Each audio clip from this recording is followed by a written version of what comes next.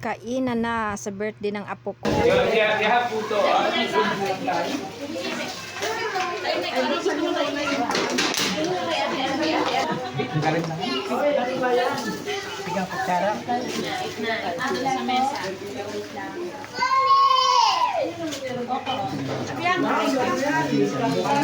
Pastor!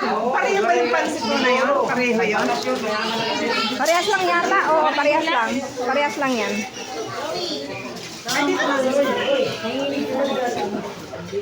Ay, kane. Pastor, upo na lang po kayo dyan. Doon. Doon na lang kayo. Ano yung barbecue niyo, beef? Ay, pork. Pork yan, pork.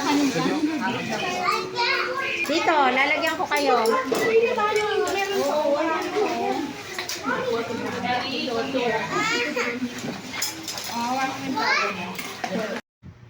Sinabay ang birthday at saka dedication at hindi dumating yung ibang ninong at ninang kaya maraming pagkain kaya pinasyaro na lang.